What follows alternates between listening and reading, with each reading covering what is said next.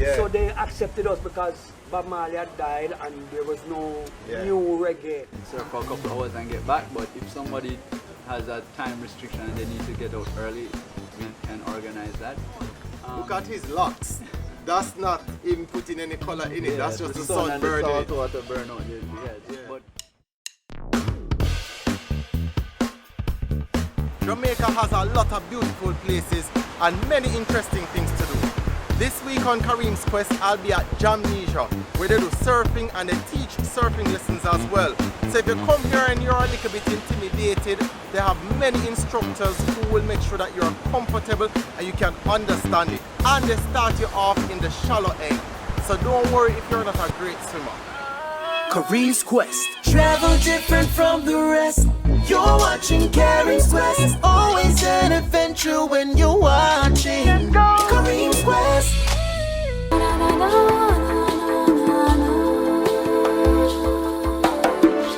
I get to link up with the godfather basically of Jamnesia, Mr. Billy Mystic Wagwan. Give thanks for there, you know. Alright, guidance. You have been in the music industry for so many years. You had a major push in the early 90s. What was that like? Well, nice, you know. Yeah. I mean, we grew up exposed to music out this area here. Yeah. Bull Bay has always been, from when I was young in the 60s, Yeah. all of the big sound system, them and reputable sound system, them Cox and them and Arrows and Socialist Roots and Stereophonic, all of them, all the dance all down the road named Little Coca Club. Yeah. Right. So here them used to host a lot of sound systems. By then we had signed to our international recording company and we had some money being spent around us, you know. So What do you think was the breakout that got you that exposure where an international recording company would have come to you now at that point and say, "We want you"? Giddy up, me say Rasta man a come. Me say watch a wicked man, them a fi get up and run. Cause the last say a dey well, the first major opportunity we got, we performed on Reggae Sunsplash. We performed on the beach party the first. Which year? I think that was about 1988. Where was Reggae Sunsplash held then? It was in Montego Bay, man. Okay, same place, Catherine Hall? Yeah, man.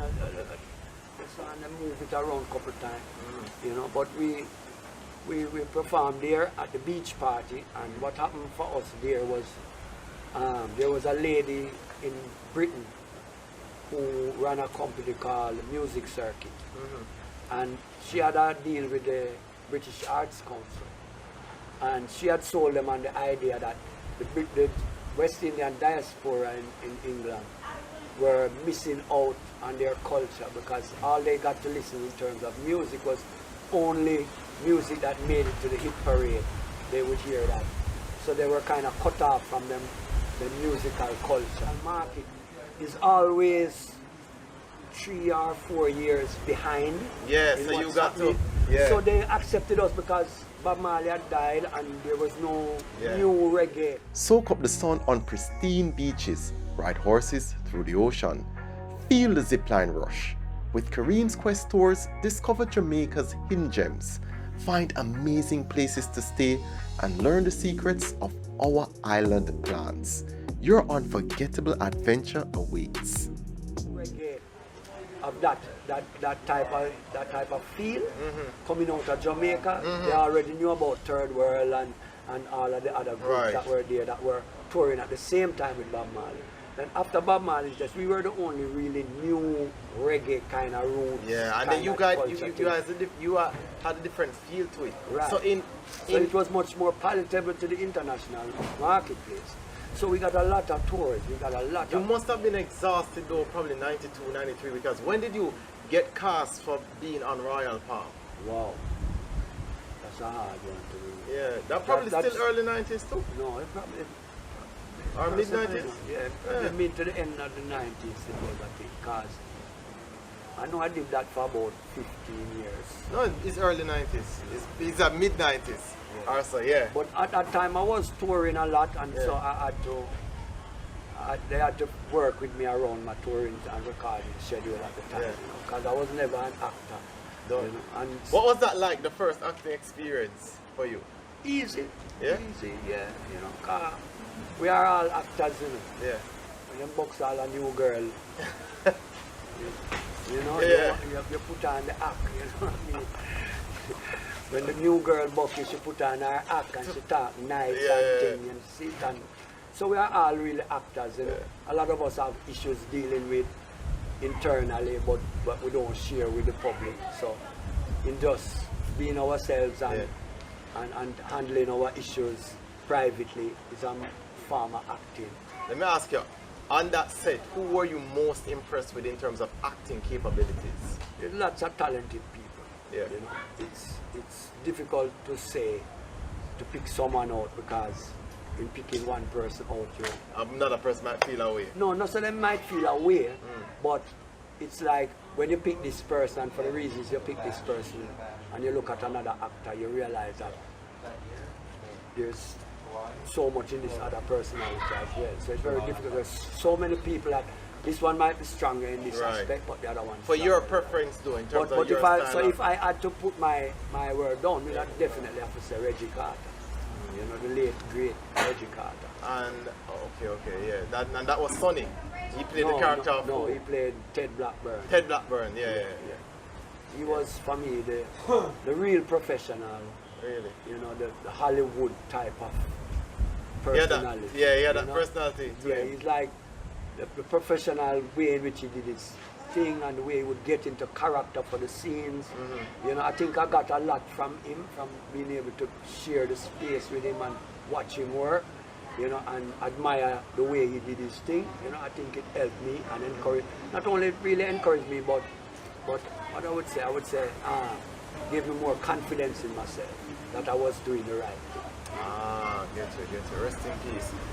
There was somebody like, for me, when it come on to like the love, and I'm going back to the music, when it come on to the love of reggae music, I've always loved Garnet Sill. Ever had an opportunity to do any gig that he was a part of? Yes, man. Me and Garnet Circus signed to the same company. What was he like as a person? Garnet, I'm a brethren. Garnet, my kids and Garnet kids grew up together when we were recording. I think it was this one's for Ja album. Yeah, he was recording his album at the same time. We were working over in Ocherius, a studio over in Ocherius. And we lived at the same compound and the kids played together and work. Yeah? Man. What was he like in his downtime? Because like you would surf, Yeah. right? What would he do? Well, Garnet, I don't really know, you know, because musically, I know Garnet, every time we interact with Garnet, this is a show we are prepared for, a studio we're in. I mean, we kick ball and we play domino, we play ludo and, you know what I mean, them kind of thing there. But him come from down the Manchester side, I think, you know, and we the outer. What was his work ethic like? Professional. Very talented, very loving, kind, considerate, you know, not full of himself, you know. Because Cool for me, you know, person. Garnet has had the most impressive hit streak in Yeah, terms of the span of time. Anything him sing sound good. Yeah. Garnet used to sing on rhythms and make the rhythm sound like it was recorded for him. Even though it's a rhythm where it's 20 years old. When him go on it make it sound like this is why the rhythm was made. You know, him had that unique talent, you know. Everything him do sound good. You know what I mean? So it was like that. I mean, Chronics have the similar type of impact in this era. True, I would say, you know, him have that kind of appeal. You know, Garnet had that type of appeal, instant appeal to anybody who heard his songs, you know. He's actually my favorite reggae artist. Yeah, man. Garnet, you know, it's a tragedy for us to lose him. It was very sad. With all the places that you have toured, which place to you was the most fascinating in terms of this reception of your band? Well, we couldn't have said which part of the world, you know, because when your thing go good, everywhere you go to show. Them love you. Yeah, they show good. Where is that place though to this day? No, we do some memorable shows. Okay. We do some memorable shows, you know what I mean? Like one of my most satisfying show we did was probably New York, Manhattan Center. I think we went from Burning Spear, Manhattan Center. They had some local acts and opening acts, and then it was us and then Burning Spear. Now I'm talking to Ika from Jamnesia. Ika, what one? Yeah. Greetings. Alright, so this is Jamaica's first surfing park basically. What would you say? Surfing school. Surfing school. Yeah, not park. Yeah. Because I mean, right now Jamaica don't officially yet have surfing parks. It's something we're kind of working on to establish beaches as surfing beaches. Like where you have swimming beaches registered and you have fishing beaches registered. We want to have surfing beaches, which is something we're working with the ministry to try and get that established. But this is the first surf school. Surf school. Yeah. So persons can come here on what and what days? On any days that end with day. Sunday, Monday, Tuesday, Wednesday, any day. Yeah. Once a wave, the thing is with surfing, waves come when waves come. You know, it's the weather. So, you know, some days it's really calm for all 2-3 days, and then sometimes we have really good waves for all 2-3 So months. they have to stay in contact with you then? Yeah, With you or guys in terms of, generally- because if you don't see a nice tide, then you would have to call them back and tell them, say, today I is mean, too but down here we get waves pretty consistently. Good. So like 90% of the times, if you just give us a call, there's enough waves for you to learn. And What's then the as cost you get for a better, lesson? you're going to want bigger waves. So then maybe you want to wait for the better days as opposed to coming out when it's the small and mellow days. So we're starting off, what's the cost then to do a lesson? How long does a lesson last? Our lesson costs $3,000, and it includes the board for the youth and an instructor in the water with you. And it runs about an hour and a half. Basically, on your first time surfing, you probably don't last an hour and a half. To find all the Kareems Quest content in one place, visit the website kareemsquest.com. You'll see colorful adventure stories, a lot of pictures of Jamaica's beautiful landscape, and articles that highlight the many unique things about Jamaica. It's all at kareemsquest.com. Because it's very tiring. And listen, the sun, look at his locks. That's not him putting any color in it, that's just the sun and burning the it. salt water burn out the head. Yeah. But it's also just battling the waves, because you're going to be riding a wave to the beach and you have to go back out to where you catch a wave from, and the other waves will be coming in and you have to fight your way It's through a the good waves. mental exercise and physical exercise then. Yeah. And just being in the water, just being in nature, relaxing, Yeah. the waves around you, the sun, looking at the mountains, it's a really nice experience. I must think though that for persons who are doing it for the first time, they won't be worried that I can't swim good, you know, the water is intimidating. How do you address somebody who has that type of premonition? Well, first of all, when you're learning on small waves. Okay. And small waves break in shallow water. So you're surfing to start with, the water is probably going to be knee deep or waist deep. So Okay, so for you're not have to worry- beginners, a waist deep. it's or less. Like if the waves are really tiny, it's going to be in real like water like knee deep, and you're going to surf, and it's not really the worry then is not the water deep and I can't swim. It's more that the water shallow and you have to be careful how you fall, because you don't want to fall and hit the ground. You know, so you have to like, be careful how you fall off the board. And yeah, so that's What's the learning curve like when you have a student? Them say everybody kids is learn, different. yeah, but they say Everybody kids is learn different. faster. Do the kids learn faster? generally learn faster because I guess at that stage of their life, their development, they're figuring out their balance in general. So like figuring out your balance while you're on a surfboard is just a little adaptation of what you're doing when you're on land. But when you're an adult and you learn and you're like, okay, I stand up like this, and you learn that this is how your body stand up and this is how you move.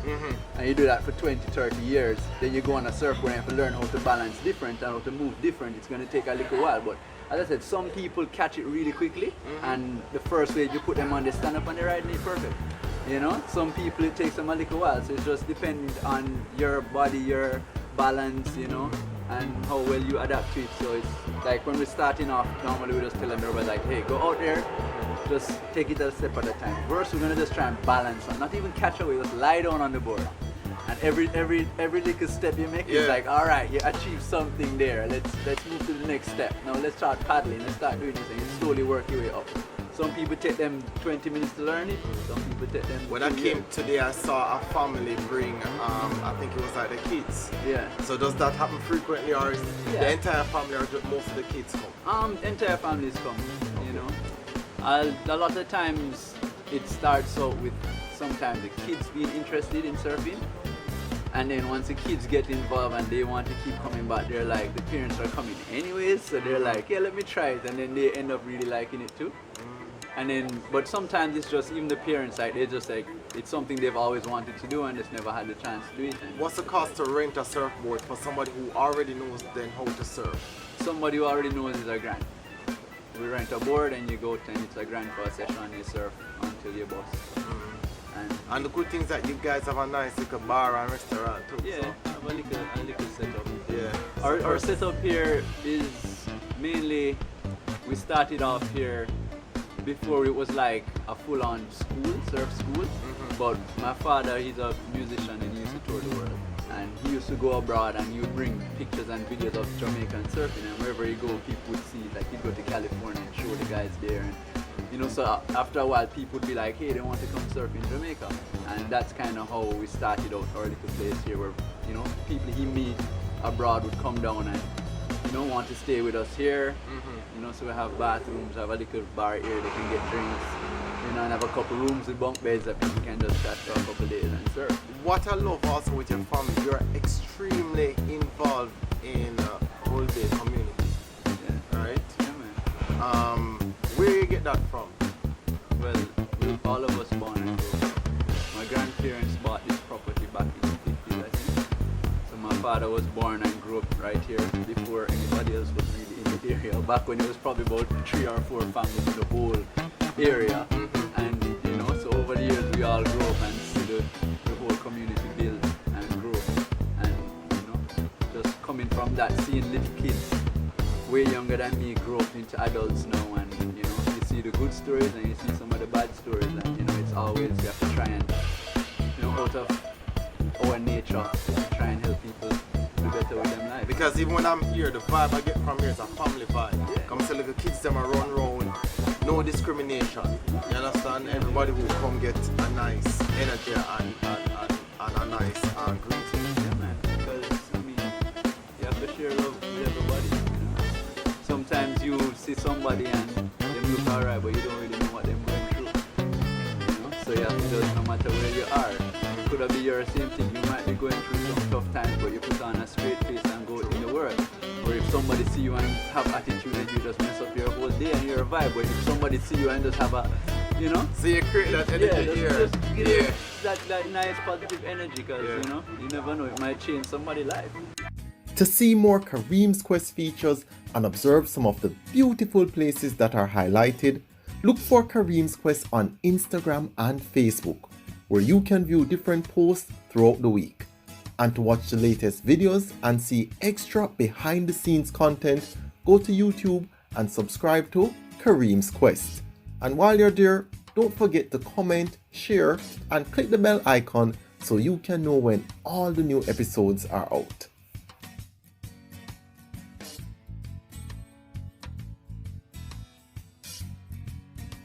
True, true. So you and your siblings are all instructors, right? Yeah, Okay. yeah. And I'm saying that And- because if a person comes and you are training one person, then somebody's there to train somebody else. Yeah, usually. And we have a couple guys in the area that we train as well as instructors. So, you know, and it's all people who are, you know, familiar with the ocean, have been surfing for a while, so they know how to handle the water and how to handle boards and handle So the you waves. guys actually even go back with the community and teach the community how to surf and stuff like that. Yeah. Like even right now, there's some kids that actually, I met them down at the skate park, and they were like, yeah, they always see us and wanted to surf, and I brought them out and I taught them like 2 days ago.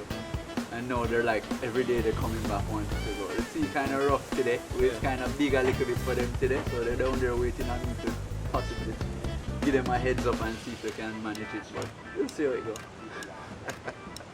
I like that about you guys. I love the fact that, you know, I can see so much community involvement, because sometimes when you go to the bigger corporations, they aren't as actively involved in the community.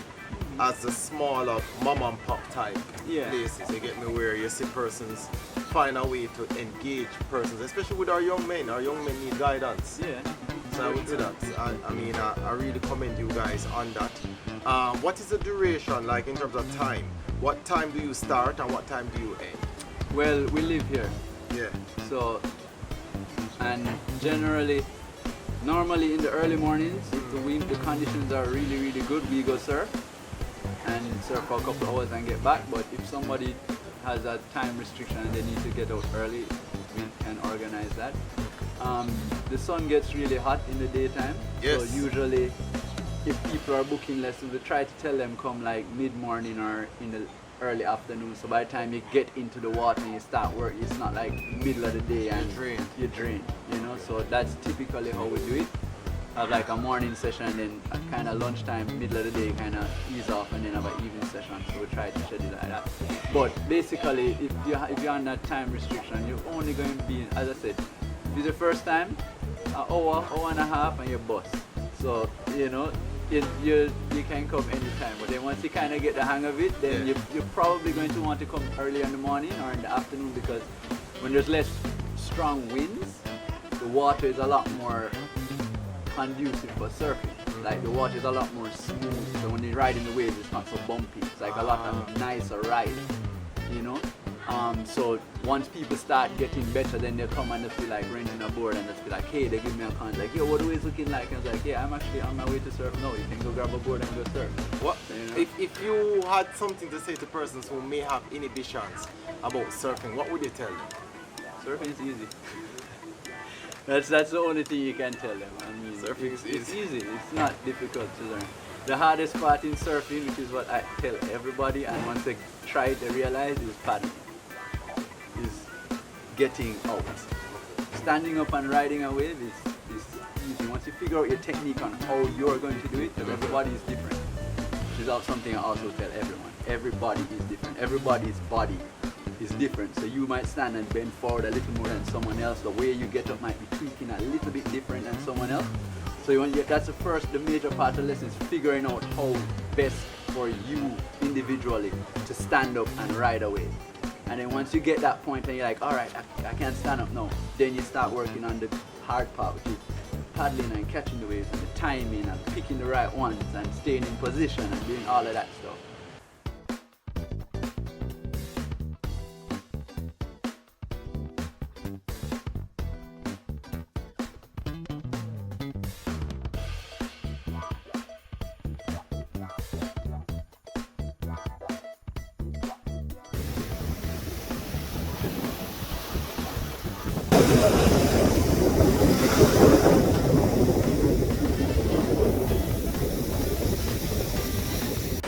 This was a great surfing experience for me. Though I'm not a surfer, but I gave it my first try. Jamnesia coaches are very experienced and they're very motivational. So it's a nice thing to learn and it's a nice hobby to take up. There are so many interesting things in Jamaica to do. And this is like an eco-tourist experience. As usual, stay safe, walk